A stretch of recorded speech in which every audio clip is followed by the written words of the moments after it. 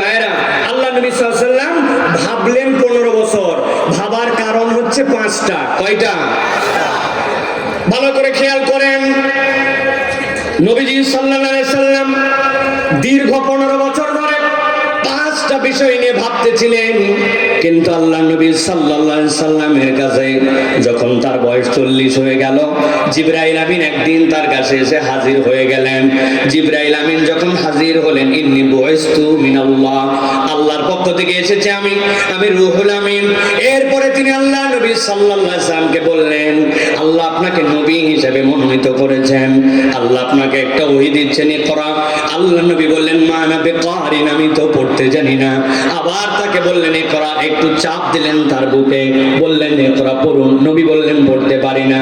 এরপরে তৃতীয়বার চাপ দেওয়ার পরে যখন জিবরাইল আমিন পড়লেন ইকরা বিসমি রাব্বিকাল্লাযী খালাক, খালাকাল ইনসানা মিন আলাক, ইকরা ওয়া রাব্বুকাল আকরাম আল্লাযী আল্লামা বিল কলম। আল্লাহ নবী পুরোটুকু পড়লেন, পাহাড় থেকে নিচে নেমে মক্কা তার ঘরের মধ্যে চলে আসলেন। এখানে যত শ্রোতা আছেন, কাছে আছেন, দূরে আছেন, মাইকের শব্দ যারা যাচ্ছে, মা বোন সহ, আমি আপনাদের কাছে জিজ্ঞাসা করতে চাই, আমি যে এই ছোট্ট ঘটনাটুকু বললাম ওহী নাজিলের প্রথম অবস্থায়, এখানে এরকম একজন মানুষ আছেন নাকি? হাত তোলেন। হুজুর আমি এর আগে জীবনে ওহী নাজিল হয়েছে এই 5টা শব্দ দিয়া, 5টা বাক্য দিয়ে, এই ঘটনা কখনো আমি শুনি নাই। আছেন কেউ?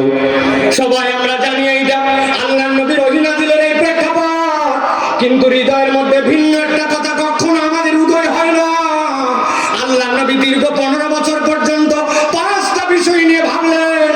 আল্লাহ নবী ভাবলেন এই জাতিকে কেমনে মুক্ত করা যায়, কেমনে এদের নারীদের মর্যাদা দেওয়া যায়, কেমনে এদের এতিমদের সম্পদ দেওয়া যায়, ডাকাত জাতিকে কেমনে মানুষ বানানো যায়, এই কমকে কেমনে মূর্তি পূজা থেকে বের করা যায়। ভাবলেন আল্লাহ নবী 15 বছর। কিন্তু আয়াতে কারিমা আসলো ইকরা বিসমি রাব্বিকাল্লাযী খালাক, ও আমার নবী পাঠ করুন যিনি আপনাকে সৃষ্টি করেছেন। কখনো কি চিন্তা করে দেখেছেন ভাবনা আল্লাহ নবীর কি আর আয়াতে কারিমা আসলো কি?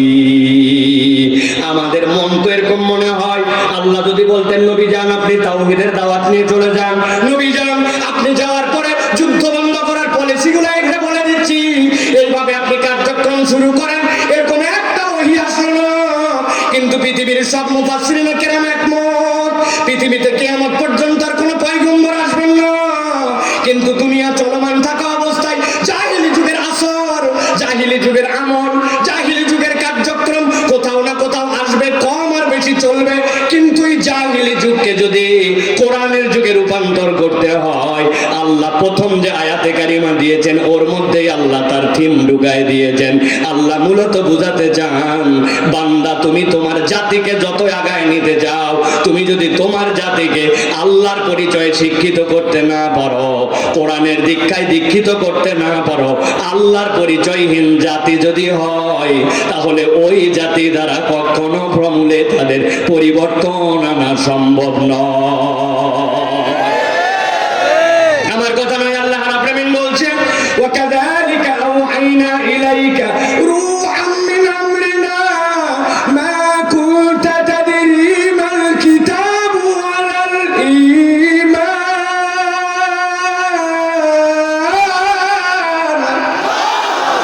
আল্লাহ বলছেন এই দুনিয়ার মানুষ ভালো করে জেনে রাখো, আমি আল্লাহ নবীকে যেই মাধ্যম দিয়ে ওহী দিলাম, কাযালিকা আওহাইনা ইলাইকা রূহাম মিন আমরিনা, এমন একটা অথেন্টিক সোর্স দিয়ে আমি দিয়েছি যেইটার তুলনা হবে না। আল্লাহ নবীর স্ব আকৃতিতে যেই মানুষটা আল্লাহর নবীর কাছে হাজার হাজার হাজার হাজার বার আসতেন, তাকে মাত্র জীবনে 2 বার দেখেছেন। জিবরাইল আমিন এত বড় এত বড় এত বৃহৎ আল্লাহর সৃষ্টি, আল্লাহ নবী গারে হেরায় জিবরাইল আমিন ছিলেন ওই যে আরাফাতের দিকে।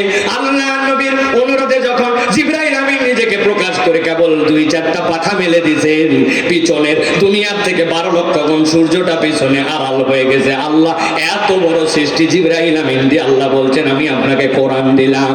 আল্লাহ এরপরে বলছেন ও আমার হাবিব, আমি আপনাকে তো কোরআন দিলাম, কিন্তু কি দিলাম জানেন? মা কুনতা তাদরি মাল কিতাবু ওয়ালাল ঈমান। আপনি যদিও কখনো পথভ্রষ্ট পথভ্রষ্ট ছিলেন না, মূর্তি পূজারী ছিলেন না, হেদায়েতের উপরেই ছিলেন। কিন্তু আমার হাবিব আপনি কখনো প্রপারলি কিতাব কাকে বলে আর ঈমান কাকে বলে এইটা আপনি জানতেন না। আল্লাহ বলতেছেন আপনাকে আমি কি দিলাম? আল্লাহ বলছেন মা কুনতা তাদরি মাল কিতাব ওয়ালাল ঈমান। আপনি ঈমান আর কিতাব জানতেন না, আপনাকে দিলাম আমি এইটা, কিন্তু কেবল ঈমান আর কিতাব দেই নাই। আল্লাহ বলছেন মূলত আমি আপনাকে দিয়েছি ওয়ালাকিন জাআলনাহু নূরা। আল্লাহ বলছেন আমি মূলত আপনাকে নূর দিয়েছি। আল্লাহ ঈমানকে আর কোরআনকে আপনার আমার জন্য নূর হিসাবে বর্ণনা করেছেন। আল্লাহ বলছেন এই কোরআন তোমাদের জন্য আলো। সুবহানাল্লাহ। জিজ্ঞাসা করবো আপনাদের কাছে, যদিও এই জায়গায় এখন কোরআন নাই, বুঝানোর জন্য আপনাদেরকে বলছি ভালো করে খেয়াল করেন। আপনাদের এলাকায় সাতক্ষীরা অঞ্চলে মাঝে মাঝে বিদ্যুৎ যায় ভাই, কথা বলেন, বিদ্যুৎ যায়, সন্ধ্যার পরে আলোহীন হয়। আমি একটা বুদ্ধি শিখাই দিচ্ছি আপনাদেরকে, এখন থেকে যখন বিদ্যুৎ যাবে আপনারা বুদ্ধি করে কোরআন শরীফ খুলবেন। কোরআন শরীফ খুলে এইরকম করে আপনার সন্ধ্যার পরে ফ্রিজের উপরে অথবা টেবিলের উপরে এরকম করে বের করে রাখবেন, তাহলে দেখবেন আপনার পুরা বাড়ি আলো হয়ে গেছে। তাই তো? কথা বললেন না আপনারা? তাই তো?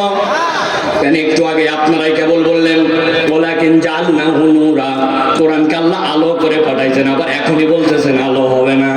তার মানে আপনাকে বুঝতে হবে কোরআনের আলোর হিসাবের মধ্যে একটু আল্লাহর দেওয়া বর্ণনার ভিন্ন ভঙ্গি আছে, ঠিক কি না? কি ভঙ্গি?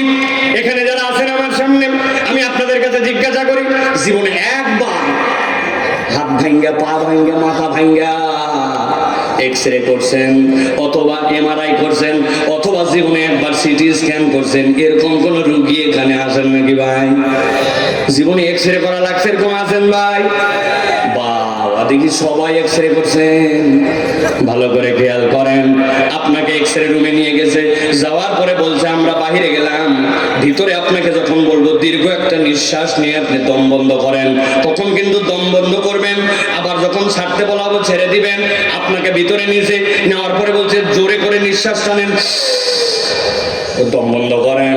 দম বন্ধ করছেন, 3 সেকেন্ডের মধ্যে আপনাকে বলছে হয়ে গেছে, আপনি বের হয়ে আসেন। যেই না বাইর করছে, বাইর করার পর দেখো বাবা হাত নিয়ে গেছিলাম ভাঙ্গা, ওই হাতের হাড্ডি এদিকে গেছে, এদিকে গেছে, কালো একটা পেপারের সামনে চলে আসছে। বুকের মধ্যে আপনার কি সমস্যা ওইটাও এক্সরে পেপারের মধ্যে, এমআরআই এর মধ্যে, সিটি স্ক্যানের মধ্যে ধরা পড়ে গেছে, ঠিক কি না? আপনি কেমনে বুঝলেন যে ওইটা আপনার কখন গেল আর কেমনে ওইটা দেখলো? ওইটার মধ্যে একটা অতি বেগুনি রশ্মি আছে যেটা আপনি আমি চোখে দেখতে পাই না, কিন্তু যে সমস্যা ওই সমস্যাটা সেখান থেকে ধরা পড়ে গেছে। আল্লাহ বলছেন নবী আপনাকে আমি কিতাব দিলাম আর ঈমান দিলাম, আপনি দেখতেছেন কিতাব আর ঈমান, কিন্তু আমি আল্লাহ এর দ্বারা মূলত আপনাকে একটা আলো দিলাম। এই আলোটাই এমন আলো, ওই যে জাহেলি যুগের 5টা যে সমস্যা আল্লাহ রাব্বুল আমিন এই ঈমান আর এই কোরআন দিয়া যুগে যুগে ওইটার সমাধান করে দিবে। সুবহানাল্লাহ।